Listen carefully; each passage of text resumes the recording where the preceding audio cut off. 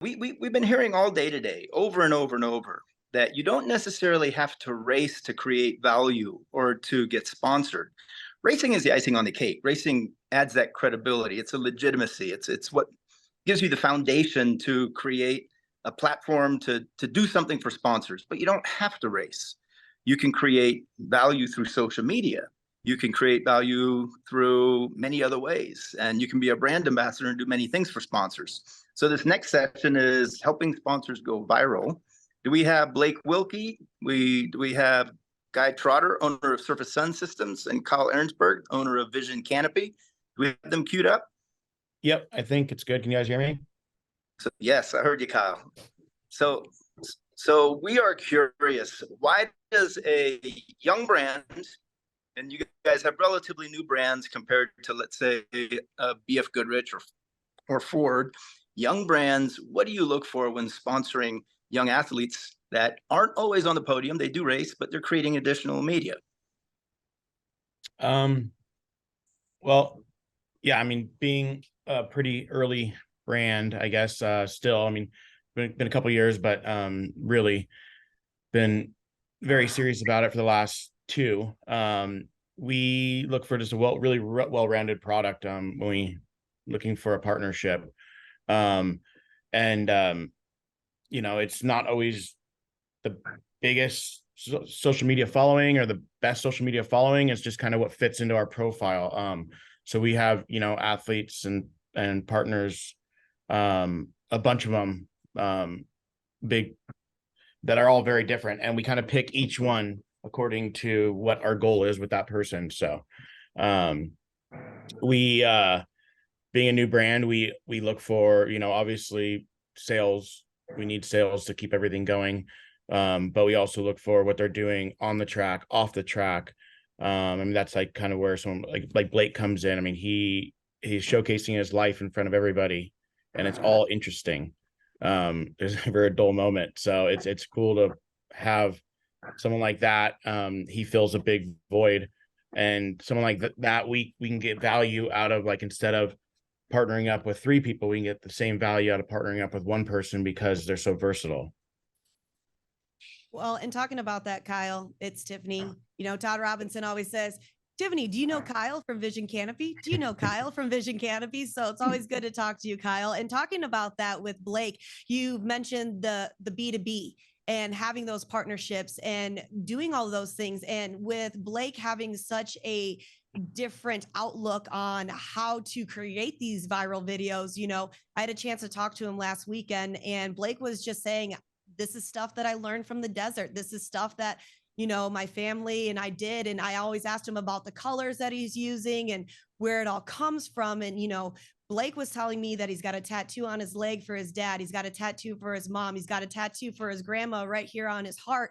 And a lot of that has played an influence into whom he is and the shreddy lifestyle that he lives. So, you know, talking about that, Kyle, really, what was it about Blake and creating these viral videos? You were like, this is somebody that I want to go and talk to, because you know, at Off-Road Expo last weekend, he's got his shreddy stuff out there. He's got all of his vehicles. He's out there with the drifting and the racing. He's doing everything to be there.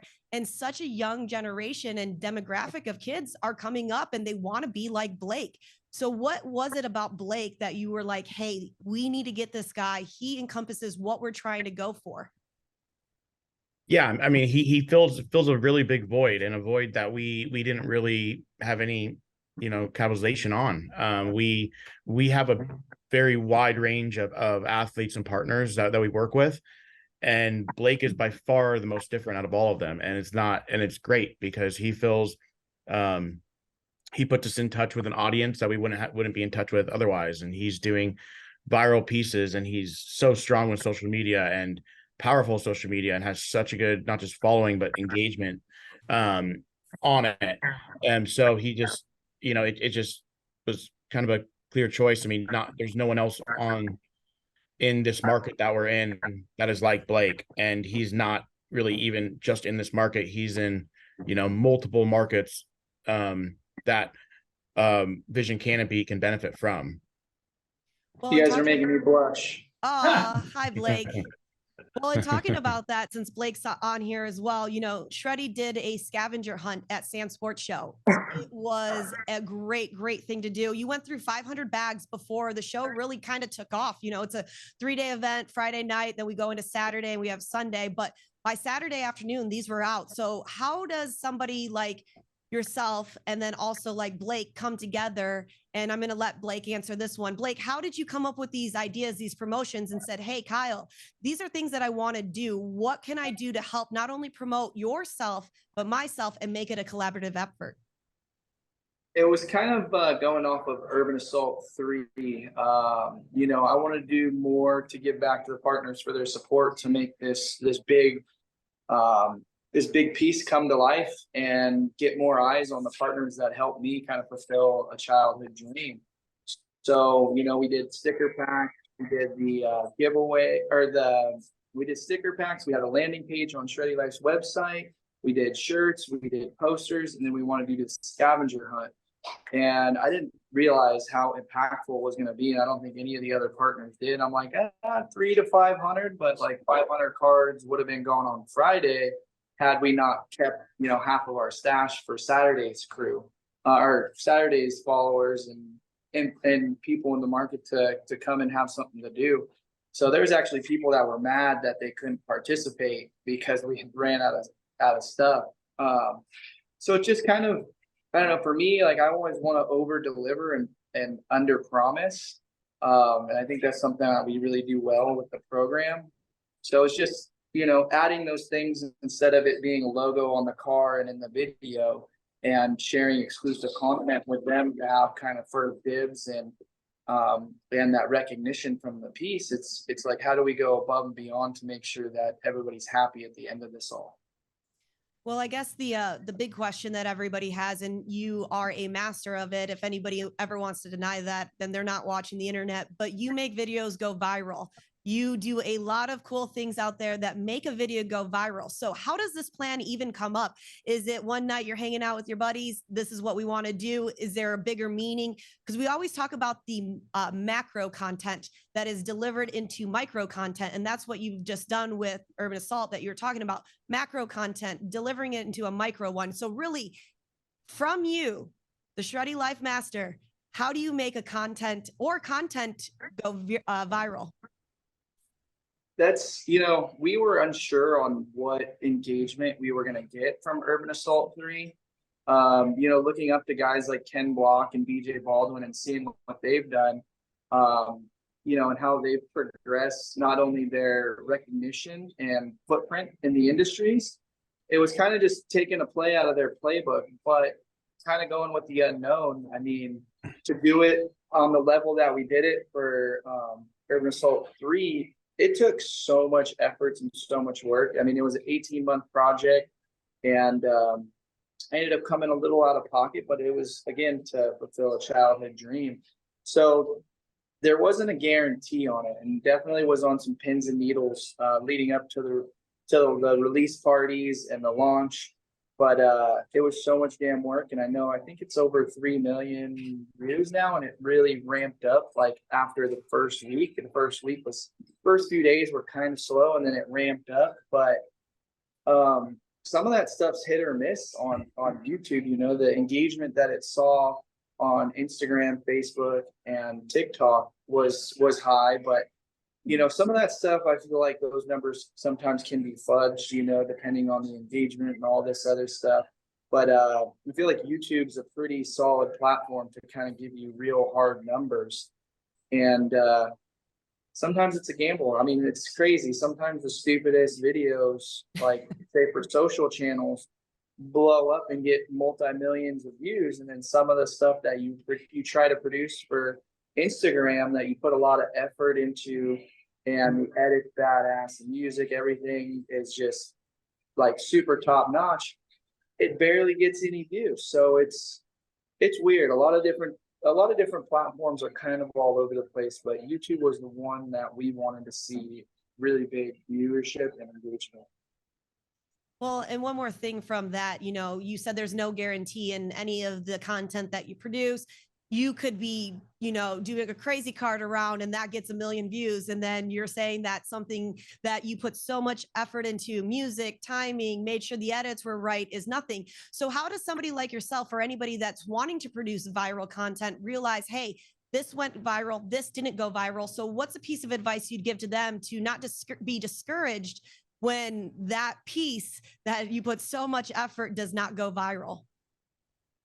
I mean, just keep going, keep trying. I mean, to get to the top of the mountain, you have to take consecutive steps. So each step is going to only build you, and don't be discouraged, because shoot, I mean, I have friends that try super hard in many different avenues, and they're still trying to figure out what works, and I'm still trying to figure it out. So it's just always keep making moves forward, and don't be discouraged, and do your best.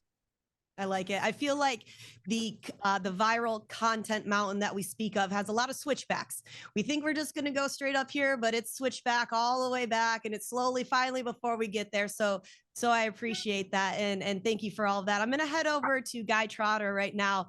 Guy, you are somebody that is in a different market, but a great market. And what we've talked about before when we had a chance to talk about is sometimes you don't always have the money to invest into something going viral, but when people use the product correctly, like you have, sir, that it's going to go viral no matter what. And you want to make sure that you are aligned with people that are going to use those products, the sun products, the sunscreen that you have. And every day it's not in your face, but you've taken a different approach that if my surfers are going out there and they have this sunscreen, that's the first thing that they're going to put on before they head out to the beach.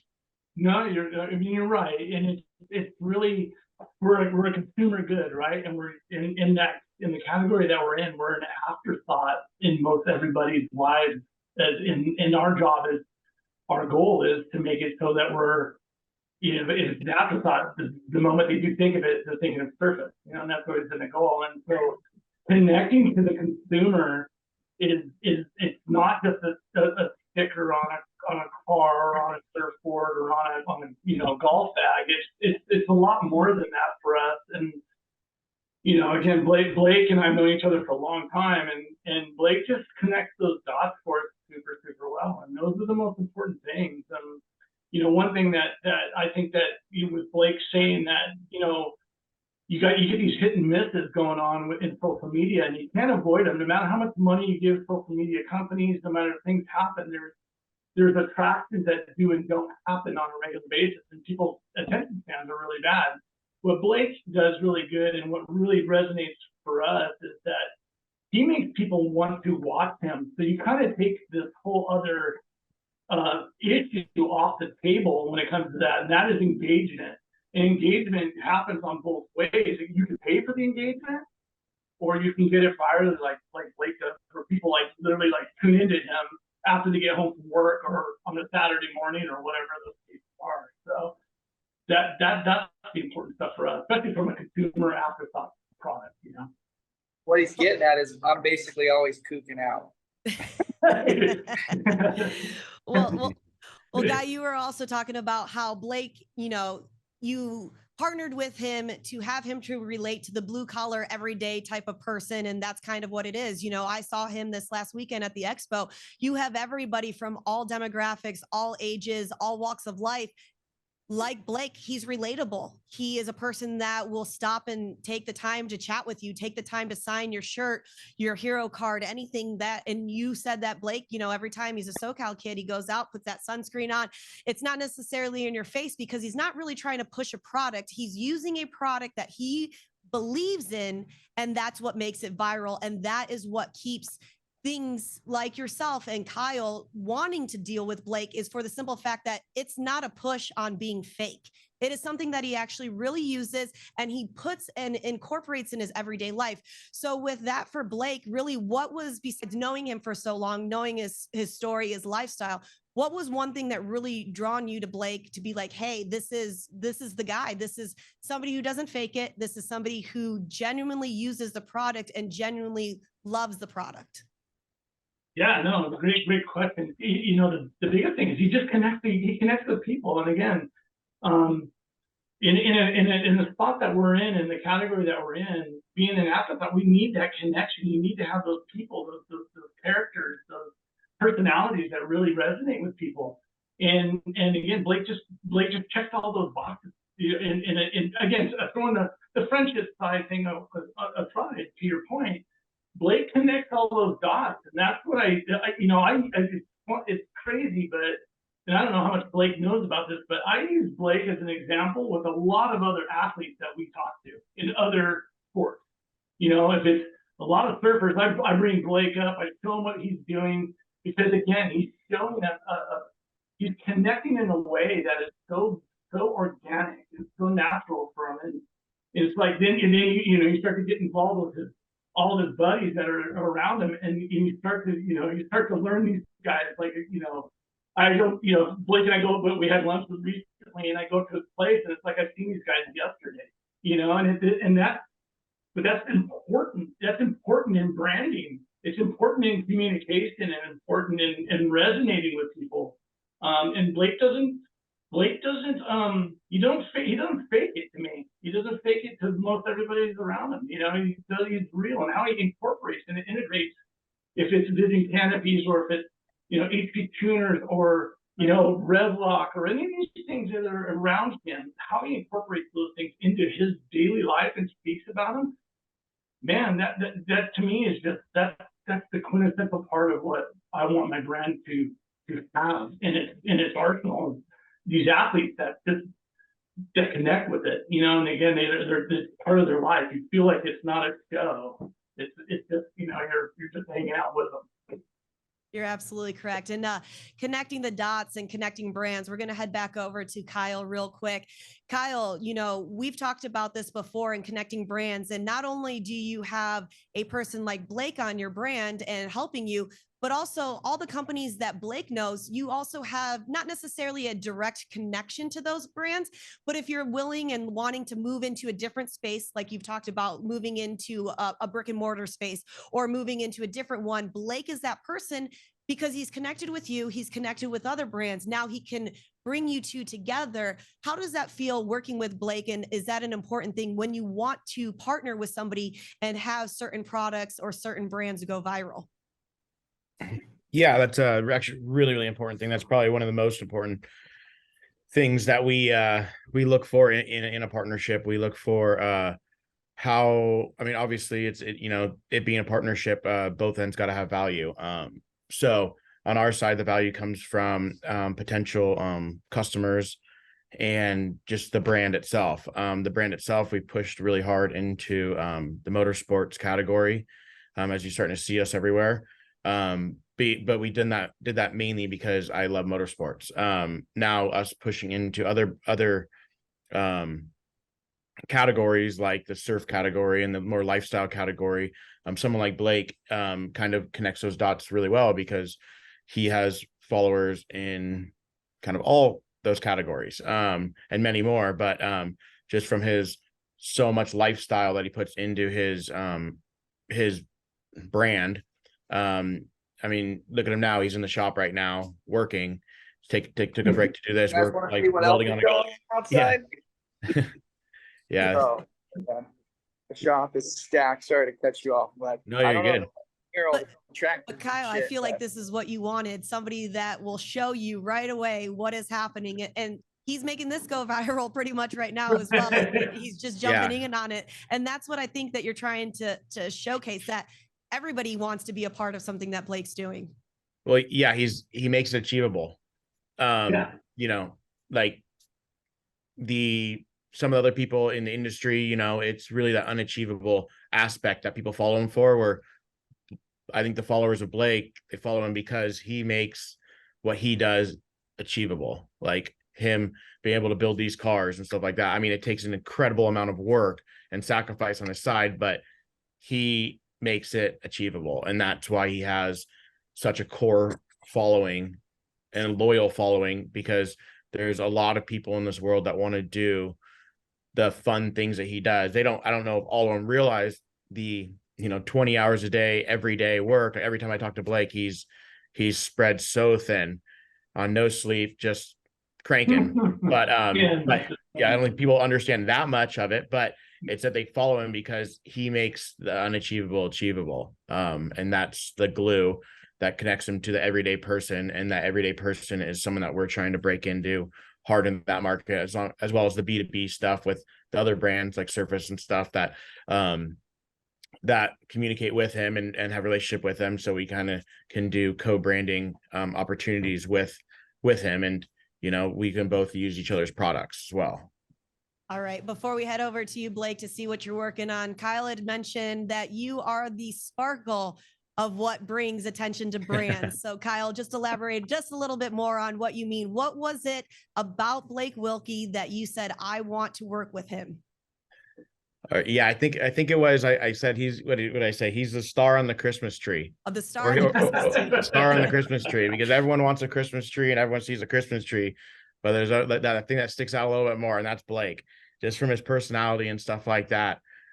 He is, you know, he stands out. And, you know, I'm sure like some people are gifted with that personality when they're born, and he is, and he's used it to his advantage, and now is, you know, has a massive following from it. So, but yeah, I you know, when we were talking about it, that's what kind of we brought up. It was funny. It was like, there's like a Christmas tree, which everyone loves a Christmas tree, but he's the star on the Christmas tree somehow. And it's just like such a unique personality. I like it. All right, Blake, let's move over to you and see what you're working on and dig a little bit deeper into the mind inside of Blake Wilkie. I know it might be a lot going on in there right now, especially with a bunch of builds and a bunch of content going on. But Blake, really, what are you working on right now that is a little bit different that we might see in the future? We're working on a new Polaris Pro R build with Doug Matag, which Kyle has basically a sister car to what I hope to have out there for the SCORE International Series next year to race in Mexico. So those wheels got turning on the way to Off-Road Expo last Friday. We're building a new Class 11 car that we are in the works of scanning and developing a chassis for that. So that way people that want to get into racing, the hardest part is, you know, bending the tube and having all the proper geometry. So we want to be able to offer a weld it yourself cage kit so people can get into the Class 11 racing stuff. I think Kyle was exposed to the Class 11 this weekend at Off-Road Expo, jumping around with Felix, and they're a hoot. They're fun. They're the most affordable form of racing, by all means. So we want to continue to grow the roots of the industry. Behind me, I'm finishing up the second TT. Behind that shop door, we are doing a bunch of grading to put in and linking some grains together that had a pipe break. So we are linking some stuff together, doing some construction stuff as well. I have a 92 Ford Bronco since we sold my old XJ Hammerhead that we built on the Hoonigan channel. I got a 92 Bronco that with Desolate Motorsports, we're going to do a solid axle, front and rear 1-ton axles, and kind of have something to go play around with, like the Eisenhower, Aaron Parsons, and go kind of step into that 4-wheel drive crawling market. Kevin has about half of an Ultra 4 style solid axle bug chassis that we'd like to build in the future. It's just the biggest thing is time. And one thing it's easier to do is acquire parts than it is for cash sometimes through sponsors. So if I can build more assets that can lead for more good times that have equity, if ever I got to sell something, at least there's equity in it after I have my fun with it and kind of build more content with. Next weekend, we're going to Sand Sports Super Show. I might try and make it to the California 300 this weekend. But there's a lot of things I should probably catch up on here since the last like 8 weekends straight have been full kill mode. So it's good. We're going for a points championship again in the Moore series this year. And we're leading and the MP Triple Crown Championship. So it's just all hands on deck every day. Wonderful. Well, Blake, we only got a few more moments. I just want to ask you one more question before we head over to Guy to end this session. You brought the bug back. You're racing class 11. You're making the bug cool again, is what I've heard from some people. I don't know how you feel about that, but you brought that back. Really, what, you know, in one little sentence, really, what was the idea of bringing the bug, making it cool again? Because that's what a lot of people have said that you've done. Bring people into the sport, you know, race at the bottom entry level and show people how much fun it is to have the most limited vehicle on the track.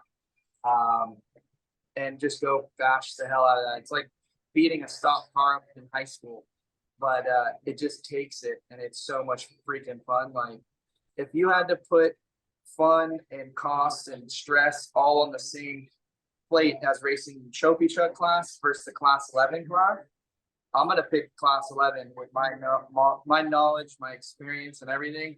I'm gonna pick the class 11. Do I want to go race the TT bug more? Absolutely. My bank account just says otherwise right now.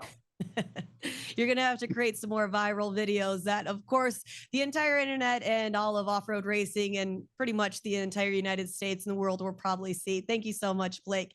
And wrapping things up, I just want to head back over to Guy real quick. Guy, you've heard some great stories that Kyle said. You've heard some amazing stories from Blake as well.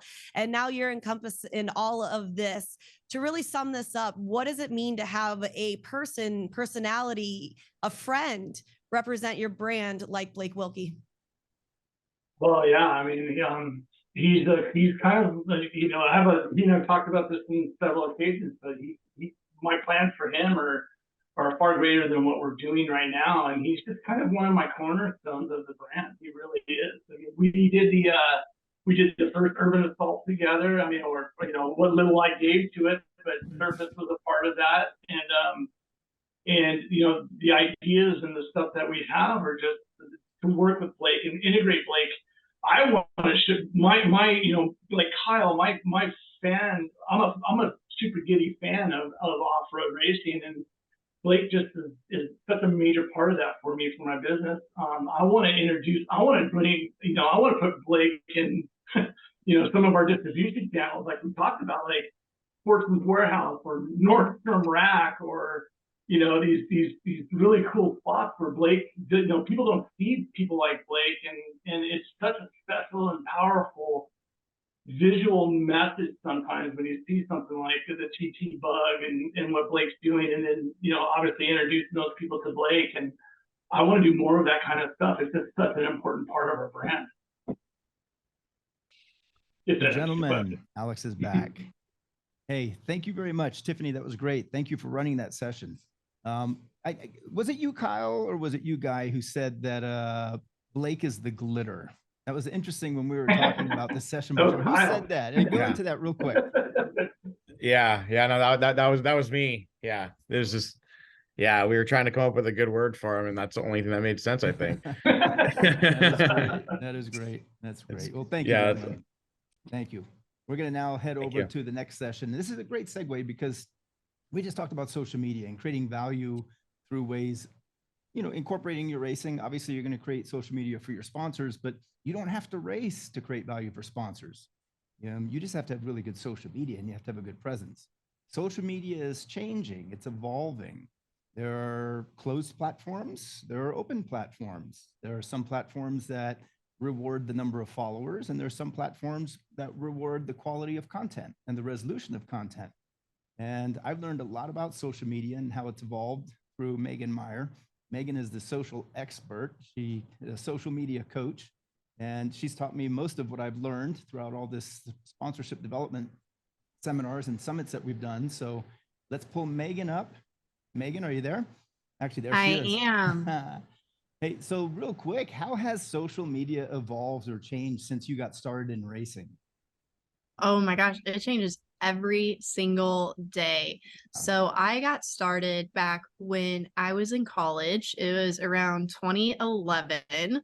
And at that time, I never used social media to promote our racing team, but I studied graphic design. And as part of our homework assignment for a social media class, we had to start a Facebook page, Instagram, YouTube, and Twitter and have a blog. And our homework assignments was to post on each platform. So that's really where I got started. In 2011 was around the time when businesses started using social media to market themselves. And so naturally, I used it to start pages for our racing team because I didn't really have anything else to post about.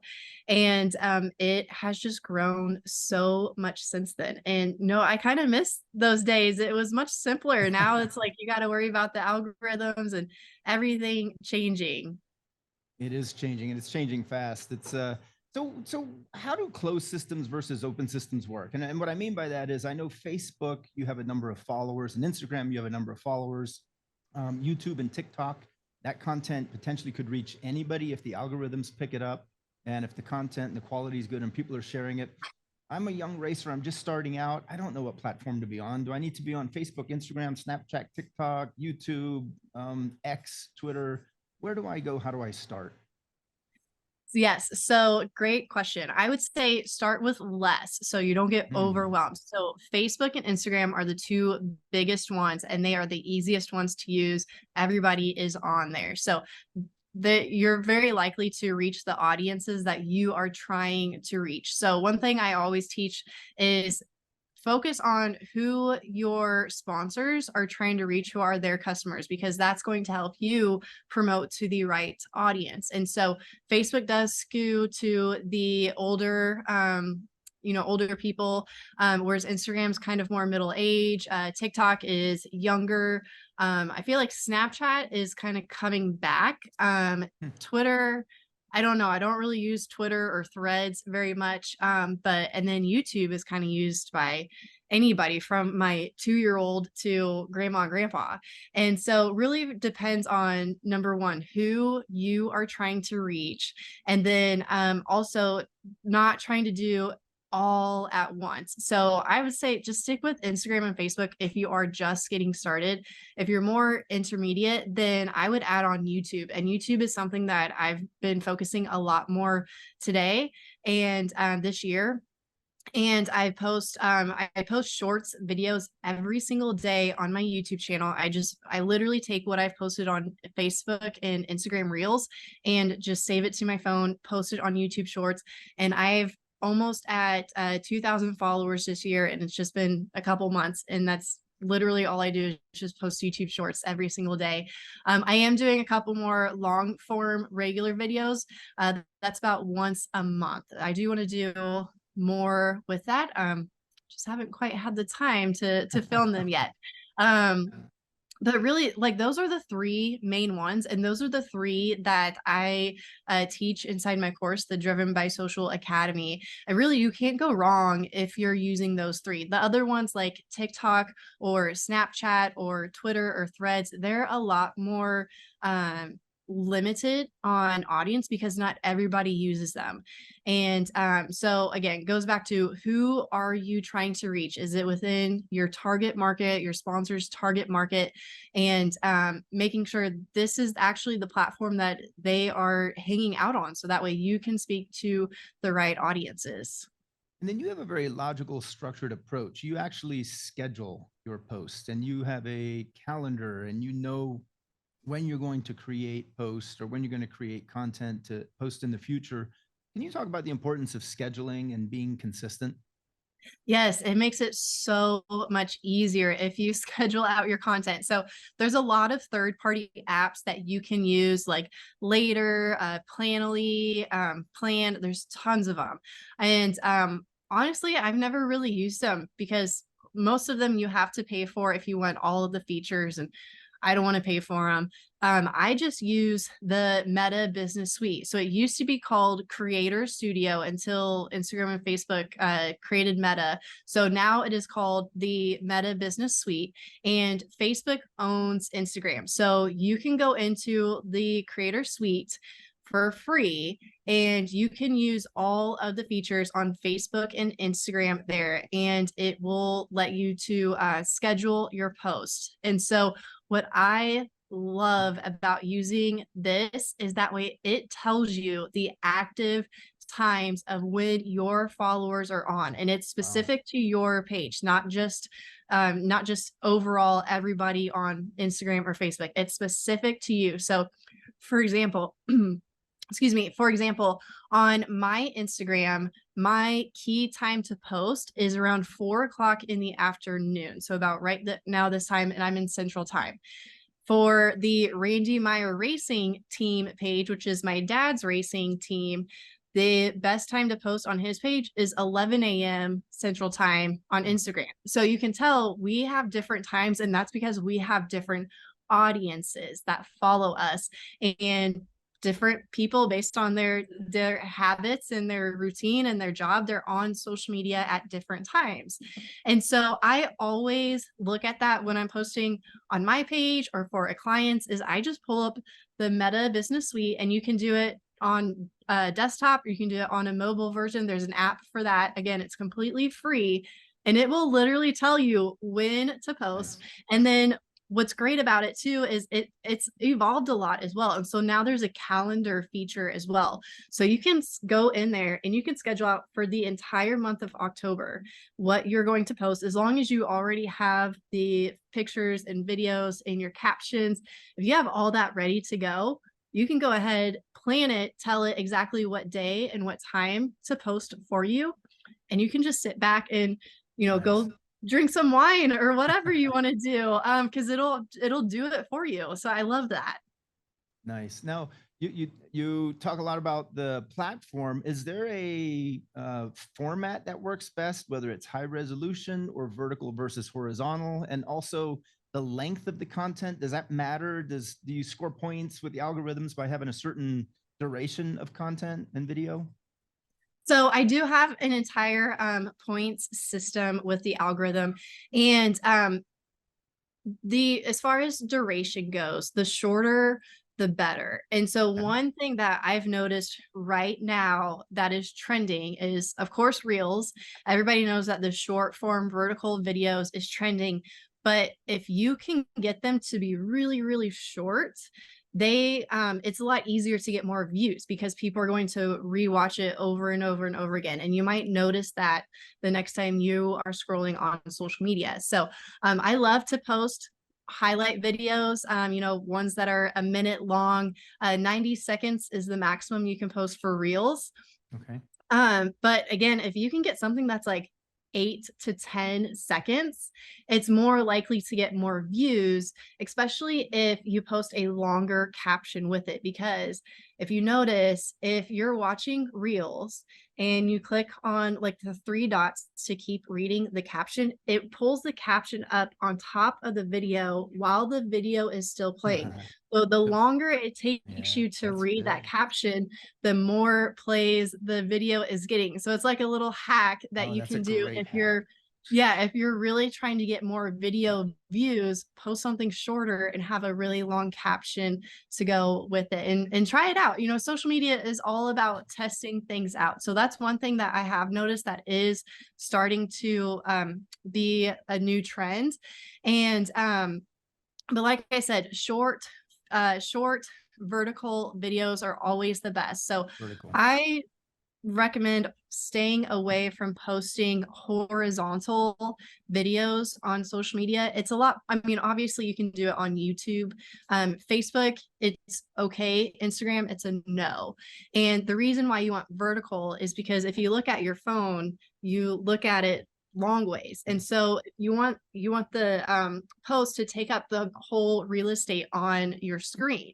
So if you're posting something horizontal, it'll just be like a third, and it's a lot harder to see. Most of the time, people are just going to scroll right past it. So you want to take up as much space on the screen as you can. So always do vertical videos or pictures.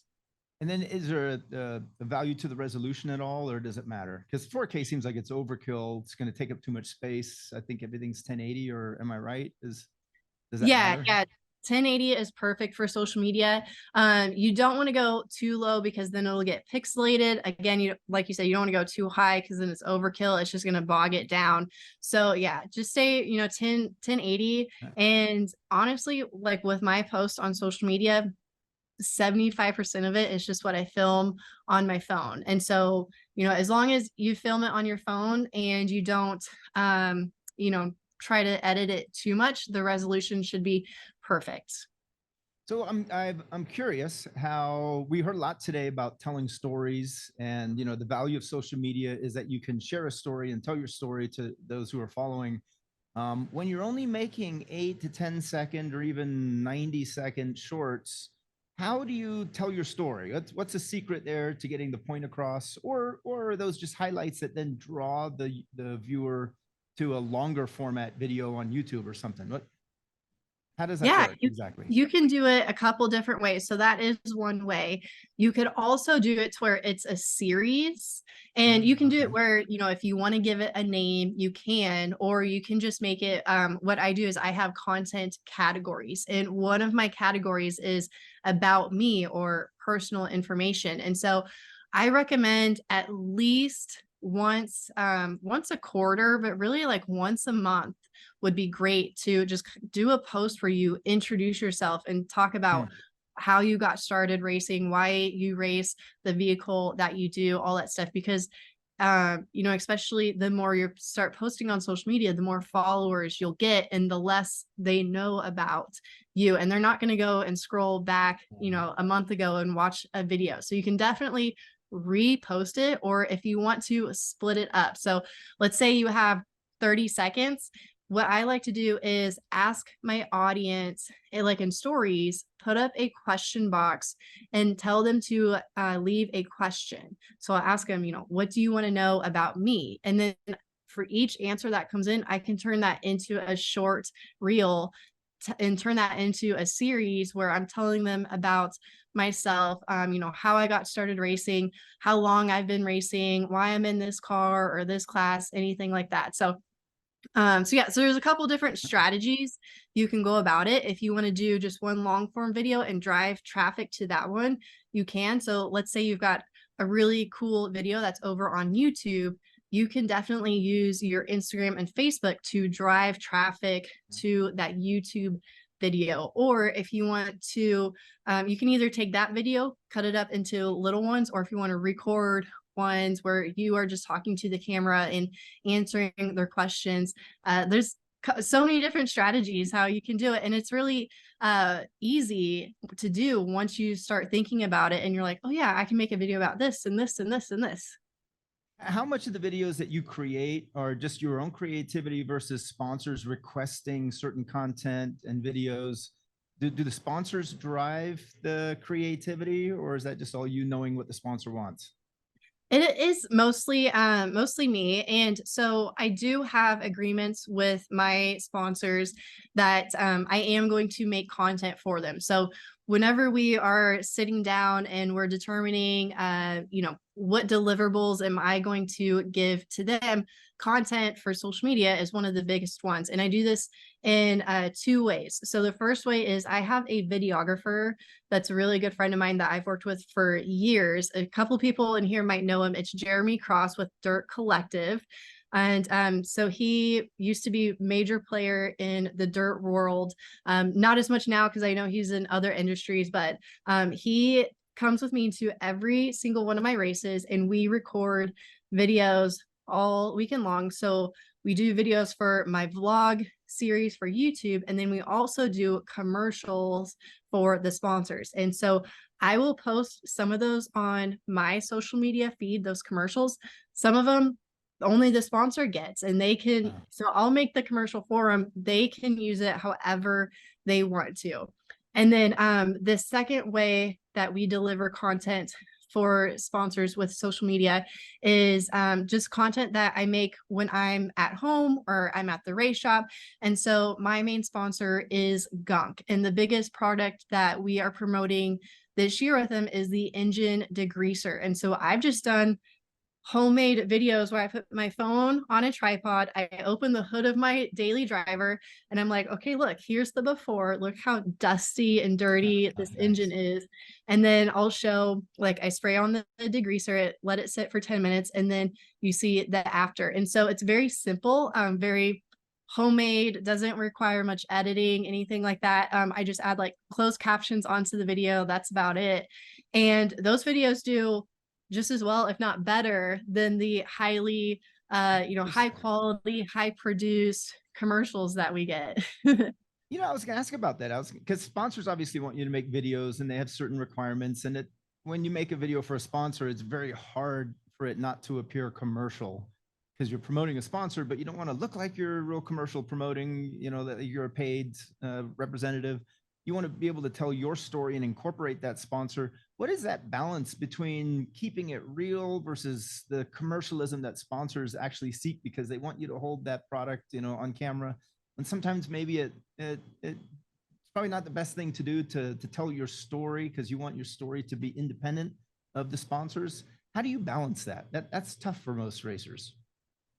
Yeah, I think people are getting a lot more familiar with finding that balance nowadays. And I noticed like Lucas Oil, they have been posting ones where they go around to their ambassadors and like they go to their hometown or their home track and they show what their house looks like or their shop or what they do when they're not at the track and stuff like that. So it's sharing their story, but you're also getting the promotion because you see like in the B-roll of them pouring the oil into their four-wheeler or, their side by side or something like that. And so, yeah, it's really just getting creative with it. Yeah, you don't want it to be super salesy, but again, like they want you to be the face of it because you have a following and people know who you are. If it's just another commercial for Lucas Oil where all you see in the video is just the product, yeah, that's cool, but it's not very attractive. So if there is that human element in the video, it's going to draw a lot more attention to it. And that applies with social media too. So like, for example, if I make a post where it's just the car going down the track, I know like, especially with off-road, we get really cool shots of the cars like in the desert or doing a jump. Those look great. And those types of videos can look really awesome. But if I just sit here and I take a selfie and I post it right now on Instagram, it's going to do way better than the picture or video of the car or the truck. And that's just because there's a human in it. So I think companies are kind of recognizing that there needs to be like an ambassador or someone in the commercial. So as long as you can be that person and try to tell your story about, why you use this product and how it's helped you out, whether it's at home or at the track, you can kind of get the best of both worlds there. And I feel like companies are doing a lot better job with that. And they're trying to use their assets that they have of sponsoring you guys or having brand ambassadors and helping you guys with it. So it's not all on their plate. And that way they can get more creative and diversified with their content as well. So that's interesting that the human element actually gets more views than an action shot, but I guess that has to do with the algorithms. And, I know you're an expert on algorithms.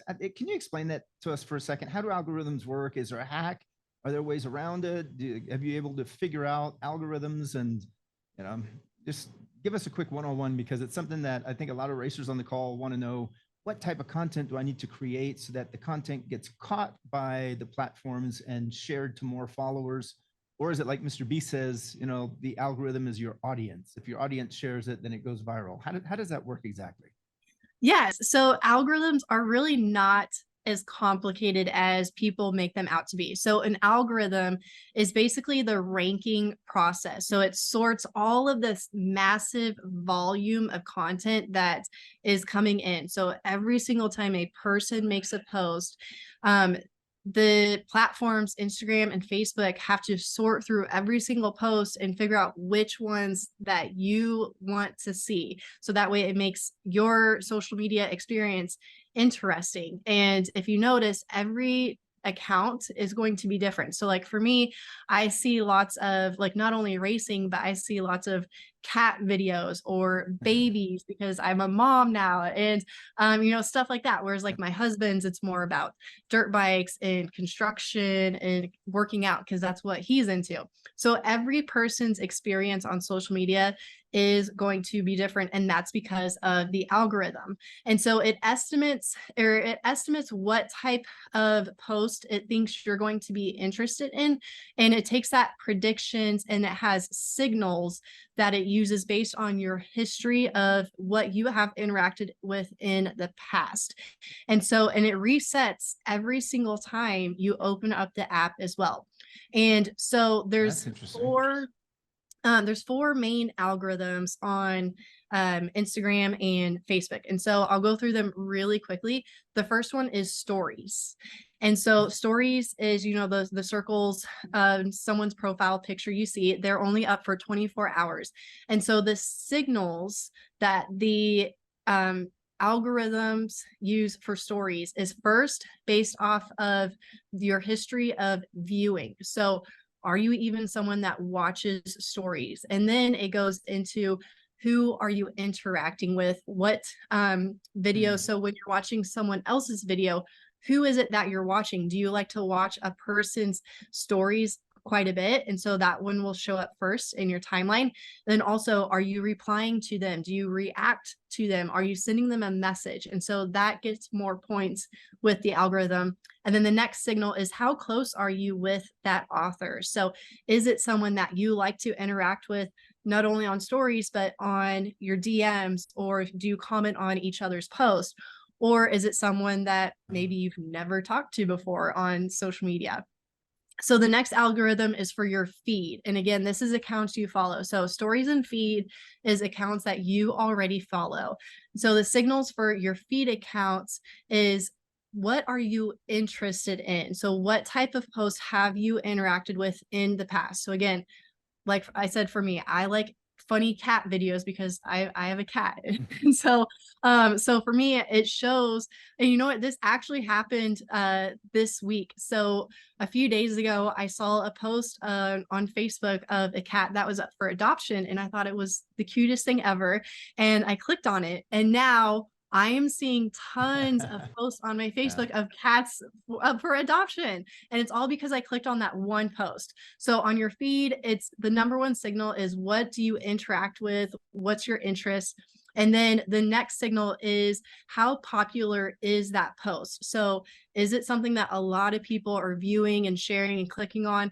The next signal is information about that author. And then do you interact with that author? And so these are kind of things to think in mind of when you are posting on your stories or on your feed, to kind of think of, okay, I'm, for my audience, first off, need to see, is it something that my audience is actually interested in? Is it something that a lot of people are commenting on, liking, sharing? And then am I someone that interacts with my audience as well? So you need to go in, respond to comments, respond to your messages, go and comment on other people's posts. So that way it builds up those points with your interactions. And then there's two more really quickly. The third one is reels or videos. And these are accounts that you do not follow. So there's an explore page that's just for videos and reels. So the signals for that is, number one, is this something you're going to be interested in based on what you've watched or liked in the past? The second one is it popular? The third signal is how likely are you to watch the full video? So the watch rate is very important. And you can see that in your analytics for each post to see what is the watch rate. So if you can get 25% to 50%, that's really good watch rate. If you can get more than 50%, people are watching almost your full video, that is amazing. So this is showing you videos that, depending on how long you watch the videos. And then the last one is just the regular explore page on Instagram. These are accounts that you do not follow. And the number one signal is based on the popularity of the post. The next signal is your history of the interest in that type. And then if you have ever interacted with that author again. So the main takeaways are on to get current followers to be watching your post is you need to interact with them. So again, leave comments, respond to your messages, give them a reason to reply to you or comment or share this post. And then the next one is consistency. And then the third takeaway is popularity. Whereas for your takeaways, if you're trying to get followers, the main takeaway is popularity. And then the context, the interest, and then interaction. So you can see it kind of switches. So if you have a goal, let's say maybe this month you want to get 100 new followers, well, then you should try to focus on creating content that you think is going to get really popular. So something that maybe it's really funny, entertaining, people are going to share it. So I do have an entire points ranking system of how you can get points for posting on Instagram and Facebook and how you rank on the algorithm. And it really breaks it down. I think there's like 25 areas on there where you can get points, and it's on a like 1 to 5 point system. And so I have it for free for you guys on the summit. So if you go to my website, motorsportsmarketingtips.com/scorecard, and I will comment that in the chat box so people can see it. If you go there, you can get access to the scorecard spreadsheet for free, and that's just for you guys in the off-road Awesome. summit. Well, thank you. That's awesome. Are we going to talk about that? And by the way, so those of you who don't know, Megan and I are going to host a session at PRI in December. We're going to host a session on social media. Are you going to talk about that at PRI as well? Yes, we can. So come join us. Come join us at PRI. We're on Saturday, I believe, at 10 a.m. I think that's right. I'll have to Yes. check the schedule Yeah, again. I think so. But that's great. So I guess the main takeaway that I'm hearing here is that social media is not just about being creative, but it's about being logical. And there's a system that you can use in order to enhance your chances of getting your content to be shared. And maybe when you're making that content, you also want to be thinking about engagement, and will the viewers of that content engage your content? Like maybe asking questions or click if you like or something. You're encouraging them to interact with your post, if I'm hearing you correctly. Yes, exactly. Yeah, there's two parts to social media. There's being social, and then there's posting media. And you really need to do like both of them if you want to get really good at social media. A lot of times people just post media part, but they don't do the social part, but you got to do both. Being social and posting media. I love that. Well, Megan, thank you so much. This was a great session. This is awesome. I look forward to seeing you in Indy at PRI and doing this again on a broad scale. And then for those of you who, I don't know if I said this earlier or not, but in January, we're going to host the 2024 Motorsports Sponsorship Summit, and we'll have more in-depth sessions on social media. Megan will lead those. So thank you, Megan. That was great. Now, Yes, thanks for having me.